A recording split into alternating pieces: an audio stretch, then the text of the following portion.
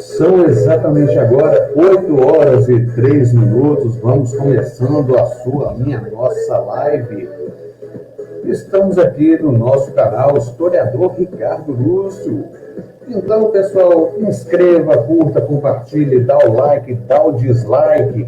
Hoje nós vamos falar de assuntos que quase muitos não falaram, né? Hoje o povo só ficou preocupado com Lula, Ciro, mas isso fica... Vou deixar isso com eles. O meu assunto aqui é com outros.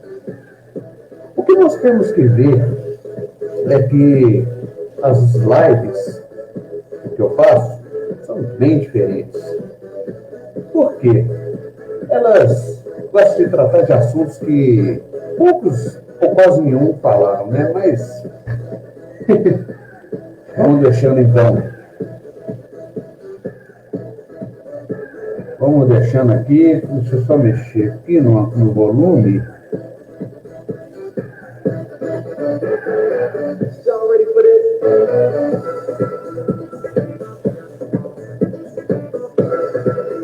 Eu vou ter que dar uma mexida aqui no volume. Agora deu.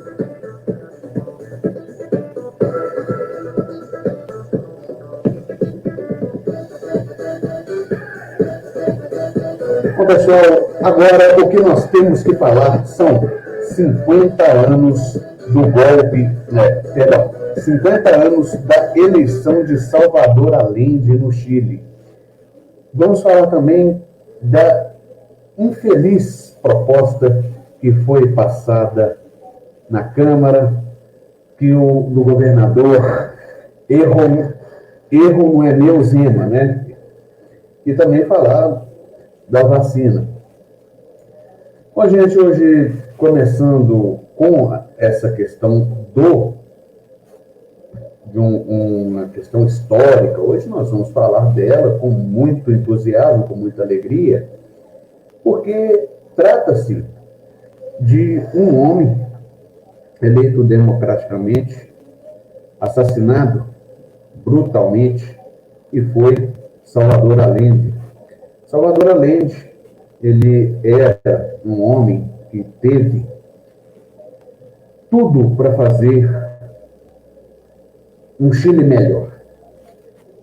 E a gente está vendo que isso foi impedido pela direita militar, liderada por Augusto Pinochet, Estados Unidos e empresários. Vou pegar a primeira, isto é, porque eu quero ver o que eles estão falando a respeito da esquerda chilena. A esquerda chilena comemora 50 anos da vitória eleitoral de Salvador Allende. Bom, o que o Ricardo pode dizer disso? Muitas coisas. Quem já leu o livro A Revolução Chilena, da Unesp, eu tenho ele, mas só que ele está guardado, vai falar de como o Salvador Allende começou a preocupar com a questão com a questão do desenvolvimento. Ele falou assim, olha, nós vamos introduzir o socialismo aqui no Chile, mas não pela revolução, mas por meios pacíficos. E assim ele foi fazendo. Ele teve um bom desempenho e foi acontecendo aquilo para a raiva dos empresários, no exército, aquela parte conservadora, rançosa, que reagiu com truculência a tudo isso. Os partidos de esquerda no Chile comemoraram nesta sexta-feira o aniversário de 50 anos da vitória eleitoral de Salvador Allende, médico que se tornou o primeiro presidente socialista do mundo eleito nas urnas. Gente, isso foi uma vitória e muito. Ele tinha um plano de governo. Ele deixou lá que os operários tivessem controle das fábricas. Quem Ele distribuiu terra. Ah, mas o governo dele durou apenas 3 anos. Ele morreu durante o golpe militar de 11 de setembro de 1973. Essa data já é bem simbólica, né? Além de chegou ao poder com 36,3% dos votos em sua quarta campanha presidencial à frente da Unidade Popular, formada por socialistas, comunistas, radicais e outras correntes de esquerda. E vale lembrar, gente, que ele ganhou foi de um candidato, Alessandri, que era conservador, e um grande amigo, aliado político do Eduardo Frei. E como não teve maioria absoluta, sua vitória eleitoral teve que ser ratificada pelo Congresso, além de finalmente assumir o posto em 3 de novembro de 1970. Foi algo quase épico conquistar aquele governo. Foi muito difícil, porque os inimigos que eles tinham eram muito poderosos. Era o vice-deputado e presidente do Partido Comunista Chileno, Guilherme Tellier. Tellier chefiou uma delegação do PC, comemorou nessa sexta-feira desse triunfo eleitoral no monumento Salvador Allende, na Praça da Constituição. Não, desculpa, minha visão está horrível. Centro de Santiago, logo atrás do Palácio Presidencial de La Moneda, onde Allende morreu durante os atentados que resultaram no golpe militar de Augusto Pinochet. A comemoração acontece a poucas semanas do plebiscito que o Chile realizará para ver se muda ou não a Constituição que segue em vigor desde a ditadura de Pinochet. Bom, nós vamos colocando aí, pessoal, que o Salvador Allende, ele foi o verdadeiro cara que foi traído, levou aquela velha facada nas costas, por meio do exército. Um exército que uma hora fingiu ser leal a ele, mas se rendeu aos interesses dos norte-americanos. Eu acho que tem um filme do Nixon, que ele é feito pelo Anthony Hopkins, que ele fala, assim, isso foi verdade, que o Nixon deu a ordem para matar o Salvador Allende. Tem coisas aí que devem ser vistas e analisadas friamente. Porque quanto mais vemos esses filmes sobre a vida dos presidentes, essas cinebiografias de presidente, eu fico impressionado como é que no tempo da Guerra Fria, tudo era feito de forma violenta. Isso me lembra até aqui o Botomó, não, deixa eu ver aqui.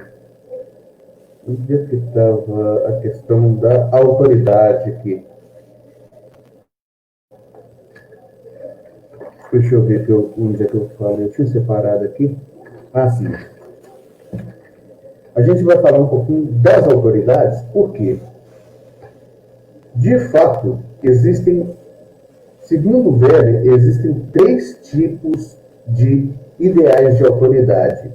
Então, todos os 3 tipos apoiam na tradição. A autoridade carismática pressupõe tradição, uma de vez que o líder carismático sempre reforma a tradição existente e suas ações não são inteligíveis isoladas disso. De fato, Jesus disse que viera não para infringir a lei, mas para cumpri-la. Também se deveria destacar que a diferença entre autoridade legal e tradicional, por um lado, e autoridade carismática, por outro, na teoria de Weber, é algo semelhante àquela descrita por Juvenal, entre o arbítrio de pretensões e os objetos existentes e conflitantes, ou o Rex, ou o líder originador de novas políticas, o Dux. Então, como nós podemos analisar a questão do Salvador Allende? O Salvador Allende, ele tentou colocar o socialismo por vias. Então, ele não foi, ele foi o Rex, não o Dux. Dux foi o Pinochet. Lembrando dessa questão, eu gostaria de até lembrar que o Fernando Henrique, o Fernando Henrique é beberiano, ele falava muito sobre isso, sobre como eles. O Salvador Allende não tinha a ética da convicção, mas a ética da responsabilidade. Ele tinha uma responsabilidade em transformar, dar a igualdade ao Chile, mas seus sonhos foram por água abaixo. Então, colocando aqui, naquele dia o médico cirurgião Salvador Allende enfrentava as urnas na tentativa de se eleger presidente do Chile. Era sua quarta tentativa, teve uma votação pífia em 52, mais votada em 58 e 64, depois chegava como favorito na disputa contra o ex-presidente conservador Jorge Alessandri, e o líder democrata cristão Radomiro Tomic. Gente, tem uma coisa aí que eu acho muito engraçada, porque tem os jornais da época, eles falam que tem o Mercúrio, que é um jornal do Chile, ele fala que os homens votaram no Allende, as mulheres votaram no Alessandro. É uma coisa meio... Depois a gente fala sobre isso, né? A campanha presidencial daquele ano foi marcada por uma grande mobilização popular, encampada especialmente por artistas, líderes sindicais, operários e camponeses, a favor da candidatura de Allende, que representava a coalizão entre o seu Partido Socialista e o Partido Comunista do poeta Pablo Neruda. Porém, as últimas semanas da eleição foram marcadas por muitas tensões. No mundo inteiro, a possível vitória de Allende repercutia como um acontecimento que poderia mudar o rumo da história. Na América Latina, havia somente um experimento socialista vigente, Cuba de Fidel Castro, que chegou ao poder através da Revolução. Naquele contexto de Guerra Fria, não era difícil rotular o caso cubano como uma suposta ditadura, embora essa tenha derrotado uma verdadeira ditadura, a de Fulgêncio Batista, apoiada pelos Estados Unidos, o que fez através das armas, e que não conhecia a realidade cubana, era convencido de que os revolucionários foram que destruíram a liberdade. Mas no caso do Chile, que estava prestes a eleger um socialista, como seria possível transformá-lo em um inimigo da democracia, estava chegando ao poder através das urnas. Aquela reta final de campanha teve um reforço econômico importante em nome da campanha de Alessandri, que havia terminado seu mandato em 64 com sofríveis índices de popularidade. Gente, o Jorge Alessandri, ele foi um sujeito que ele foi quase, como é que chama aquele, quase um duque. Ele fez um monte de planos, mas me desculpe se eu estiver errado, na próxima eu vou explicar, mas ele começou a fazer um monte de planos, mas cadê o dinheiro?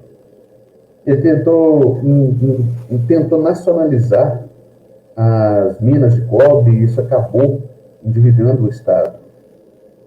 Foi isso que vai acontecendo. Até o Eduardo Frei não consertava. Então, a questão foi que, em tese, no domingo, dia 6 de setembro, Salvador Allende estava eleito, já que não havia segundo turno naquela época, e uma maioria simples era suficiente para vencer. Na falta de uma segunda disputa, a lei chilena preveria uma trava ainda mais complicada, um trâmite indireto da ratificação da vitória eleitoral. Para que um presidente pudesse ter seu triunfo nas urnas confirmado, era preciso se sujeitar ao Congresso Pleno, que acontecia no dia 24 de outubro, quando se realizaria a primeira votação dos novos parlamentares eleitos no mesmo pleito. A aliança de Allende não contava com os votos suficientes no Legislativo e corria o risco de ser a primeira na história a ser rechaçada. Porém, o democrata cristão Tomic, em um gesto até hoje recordado como Genoa Fidalguia, ordenou para que seu partido apoiasse em peso a vitória de Allende, mas mesmo para depois fazer oposição de centro ao seu governo. Após a vitória, naquele 4 de setembro de 70, era finalmente declarada válida. E começou o governo da Unidade Popular, liderado pelo primeiro socialista que se tornou presidente da América Latina através do voto. Bom, gente, o Chile vai sendo assim. Acontece essas... Deixa eu ver se estava aqui, onde é que eu tinha preparado. Assim, a questão das classes sociais era uma coisa que incomodava demais Salvador Allende, o problema da luta de classe, e ele tentou diminuir isso. Ele fez uma tendência a cristalizar as enormes deficiências sociais, as desigualdades e deficiências estruturais que haviam dentro dos estados chilenos. Isso, quem o apoiava? A maior parte do povo, enquanto as classes médias e classes altas ficavam totalmente contra. Então, aí acontece a institucionalização dos conflitos, porque, tendo assim o avanço da negociação entre sindicatos e governo para obter as fábricas que estavam sendo geridas pelos operários, aí isso causou um grande desespero nos empresários. E foi a nacionalização de diversas empresas, a extração de cobre, chegando a 43 empresas estatais, e também o programa de reforma agrária. Allende foi desestabilizado diversas vezes, mas aí o Henry Kissinger e o Nixon deram a martelada final. Eles falaram, pode tirar porque não vai servir a gente. Agora, no dia 11 de setembro de 73, aconteceu o pior.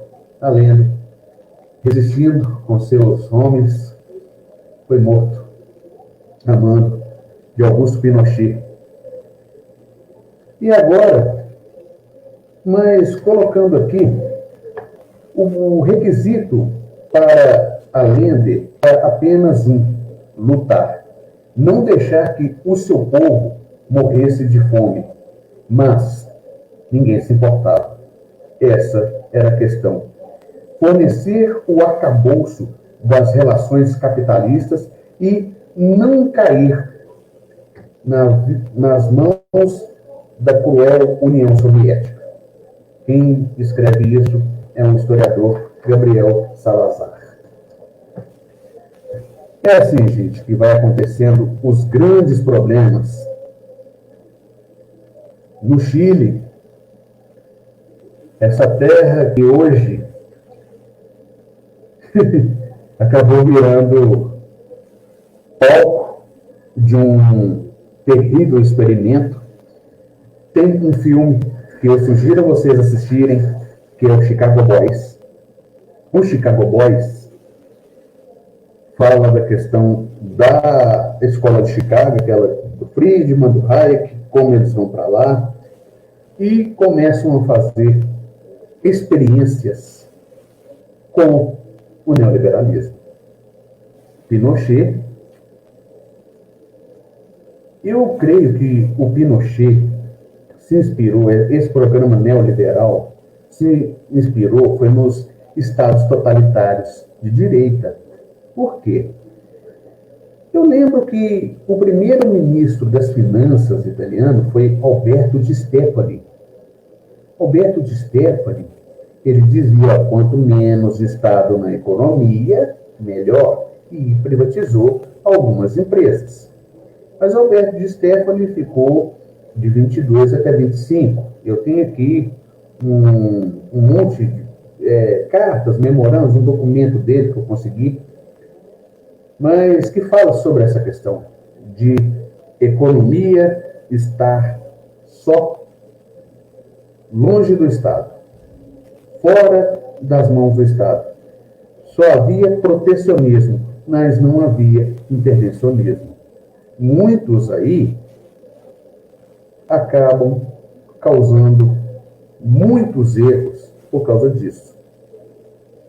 Nos regimes totalitários de direita vai haver protecionismo, mas não irá haver intervencionismo. Há muitos economistas e historiadores que defendem essa ideia. Mas, voltando a essa questão, vamos colocar aqui 8 filmes e dos quais eu coloco para entender a ditadura militar, eu digo a todos vocês para assistirem Batalha no Chile, parte 1, parte 2 e parte 3, que para mim são os melhores. Vamos colocar só um pedacinho dele aqui, para vocês verem como a Batalha do Chile é ótima. Epa,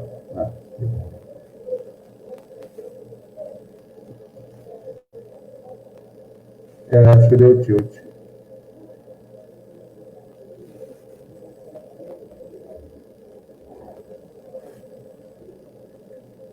Só um pedacinho aqui.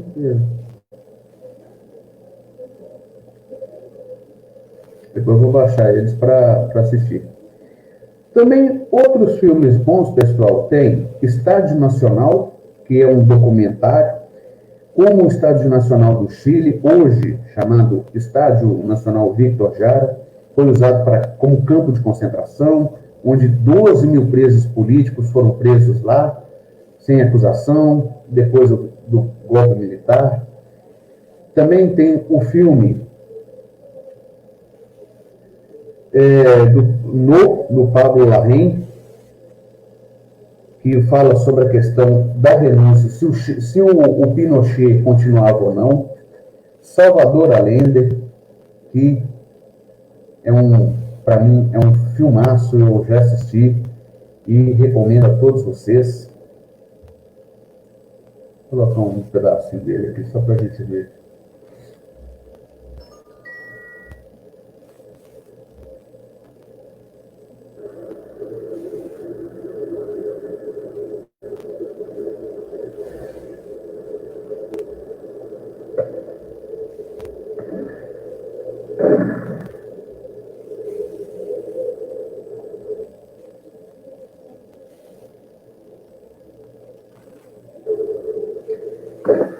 Esse foi o cruzeiro que ele ganhou do Chile. Ayudó completamente a la lucha armada de América Latina.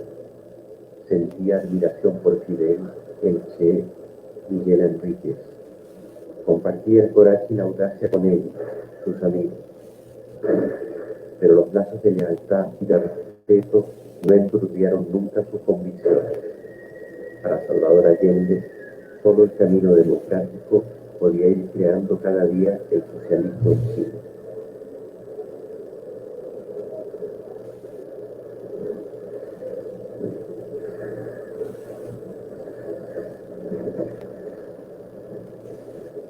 What was the reaction when Allende was elected?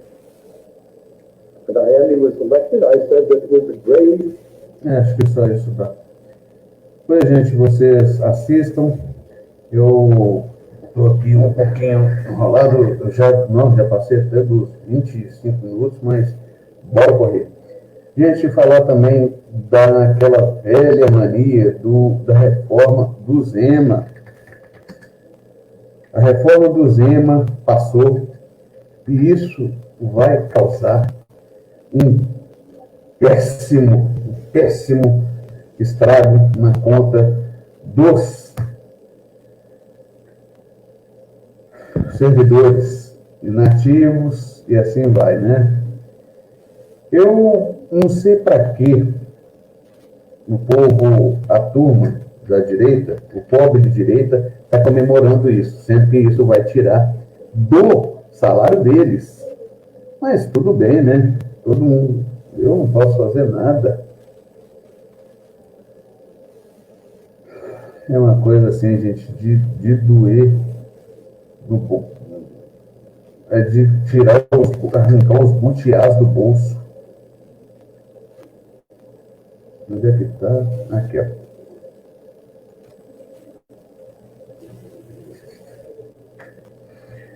Então, vamos aos negócios. A reforma da Previdência de Minas é aprovada em caráter definitivo pela Assembleia Legislativa de Minas Gerais. A turma que não trabalha, estragando a vida de quem trabalha. Professores, servidores da saúde, policiais, esses aí são o quê? São apenas bonecos. Vamos colocar aqui.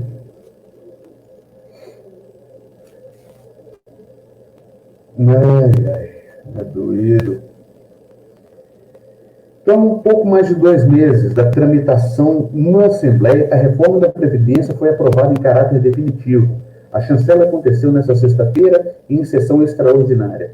Parte das mudanças seguirão para a sanção do governador Romeu Zema e caberá à própria Assembleia fazer a promulgação de outros trechos.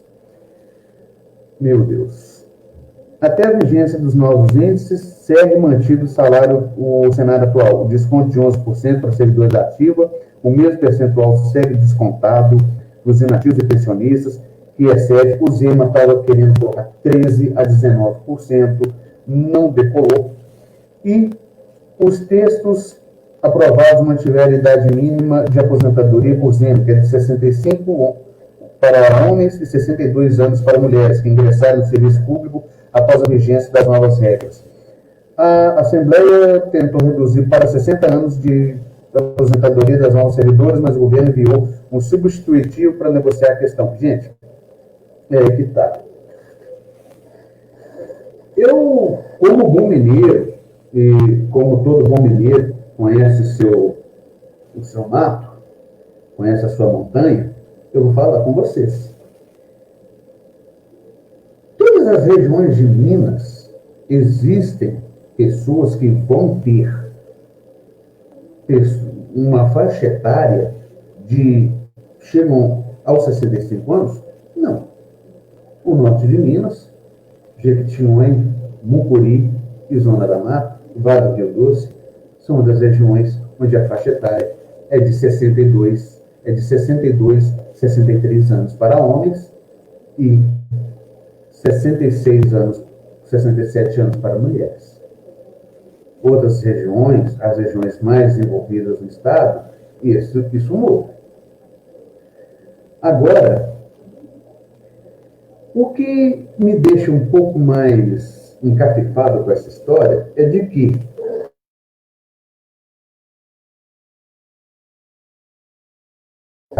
é uma coisa muito pior do que vocês estão vendo.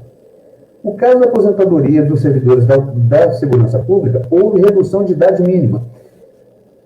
O Zema aí, vocês me desculpem o termo, ele começou a vacilar, ou, como diz aqui em Minas, começou a peidar farofa. Ele peidou farofa nisso.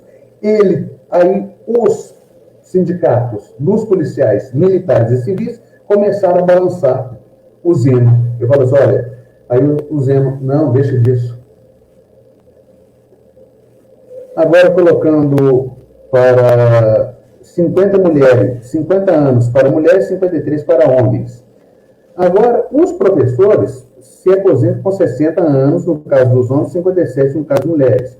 O tempo de contribuição da categoria é de 25 anos, mas é necessário que todo o período seja em efetivo exercício do magistério. Bom, eu que vou falar com você, eu que já mexi com magistério, hoje eu estou afastado, falo com vocês que a vida em sala de aula não é fácil. Difícil. Há pessoas que não aguentam nem 15 anos. Mas tem outros que resistem bravamente. Vai ficar difícil aí. Agora, as alíquotas, que ele seria de 13% a 19%, com 4 faixas de contribuição, aí começarão a vigorar 90 dias após a sanção da medida, tendo uma progressividade de 11% a 16% com 7 faixas. 11% para quem recebe até 1.500, 12% até 1.500 até 2.500, 13% para 2.500 até 3.500, 14% para 3.500 até 4.500. Bom, imagine isso no servidor inativo. Vai tirar entre cerca de 500 a 800 reais, segundo o economista. Pela proposta original, iam ser 4 faixas. As regras de transição, gente, o período que o trabalhador já está nativo, vai precisar trabalhar mais para se aposentar, é de 100%. Na prática, significaria que os servidores trabalhariam pelo dobro do tempo necessário para requerer o benefício atualmente. Esse índice foi reduzido pela metade. Isso aí foi bom. Outro mecanismo trazido foi a compensação para servidores que já contribuíram acima do tempo necessário para a aposentadoria, mas não atingiram a idade mínima. A ideia é que, para cada dia a mais contribuído que o necessário, será descontado um dia na idade mínima para que o servidor possa se aposentar. A regra só é válida para quem ingressou no serviço público até 16 de dezembro de 98. Então, a gente está vendo aí, pessoal, que isso aí é o fim da picada. Vou falar com vocês que não vai dar aos mineiros aquela garantia de uma boa vida. Esse governo Zema, além de ser o pior, depois dos que os precederam, já está colocando está dando um belo soco na cara de quem votou. Esse Zema, francamente, ele pensa que isso é meritocracia. Eles são idiotas. Deveria ser um mérito deles é ir para um hospício. O servidor ganhando uma miséria. Servidor, gente, em Minas Gerais, não recebe bem, não. É aí que está a graça da piada. Ele quer tirar dos inativos R$ 1.000 de desconto previdenciário, passar para 16%. E se o imposto de renda baixar? Senão quem ganha 6 mil vai ganhar menos de 4. A alíquota de 15% terminar em 30% para todos os parasitas do serviço público. É isso aí que todo mundo que gritou Zema, votou Zema, vai receber. Sem dó nem piedade. Ah, gente, a reforma seria justa se fosse para todos. Mas fazer o quê, né? Há covardes e covardes.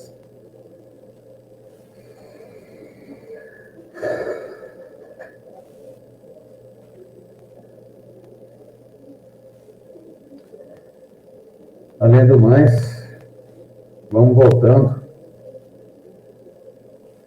Vou falar aqui um pouquinho da vacina, né? Um pouquinho da vacina russa. Hoje eu estou assim, embabascado com essa história.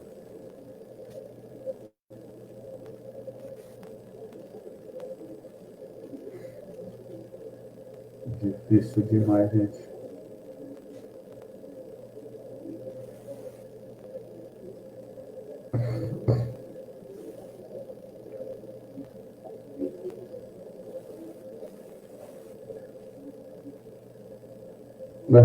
Cadê, gente? Eu cliquei aqui e...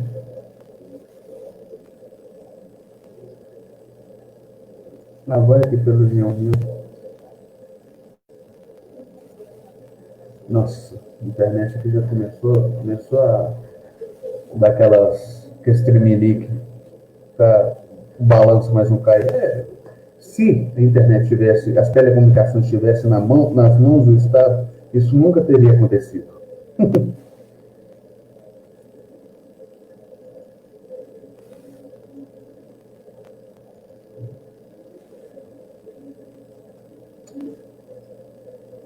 Enquanto isso, vou esperar aqui, porque a internet está foda, viu? Você pagar quase 300 pontos de internet para você receber 5 megas. Interior, eu vou falar com você. Eu queria que a internet brasileira fosse igual a sul-coreana. Lá você paga R$6 por 500 megas, 600 megas. Eu imagino como é que deve ser a vida por lá. Mas, não é lá, essa glória é mais... consegue se levar que é daqui. Quem dera se o Brasil tivesse o mesmo desenvolvimento que a Coreia. O Brasil seria algo assim mais respeitado, mas ninguém se importa.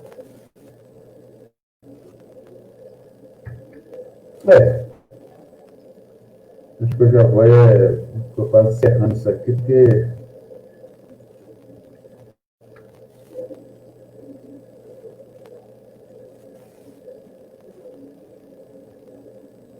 Bom, gente, eu vou falando uma coisa aqui, então, que já vai nos dando um fio de esperança. A questão da vacina russa, segundo as notícias, isso já é de um grande alento. Por quê? Vai nos deixando aqui aquela sensação de segurança, porque os farmacêuticos americanos, a AstraZeneca, Pfizer, eles falaram assim, ó, nós não podemos nos responsabilizar por qualquer ato contrário, né, que dê problema, se der problema, a responsabilidade não é nossa. Gente, é isso aí que é o capital.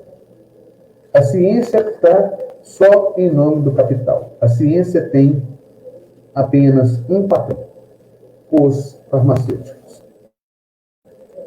E assim vamos causando diversos problemas. Se a Sputnik como ela, que foi lançada em homenagem ao primeiro satélite, enviado em 1957, se vai produzir a imunidade que estamos precisando, então isso aí vai ser a derrocada das indústrias farmacêuticas. Isso aí, gente, é uma guerra híbrida entre capital e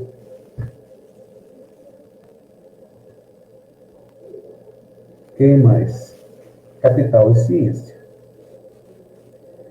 É o capital e a ciência, porque é a ciência de um país A contra a ciência do país B e vamos ver quem é que ganha. Eu acho isso um tanto quanto, assim, difícil. Enquanto as pessoas precisam dessa vacina para voltar ao normal, não fica os governos brigando. Eu sei que está todo mundo no pior, mas ficar esperando... Ah, meu Deus, é de cair os butiás do bolso. Eu aprendi isso com um amigo meu que é gaúcho, mas eu já vou quase encerrando aqui, gente, porque a internet aqui já começou a dar uma parada.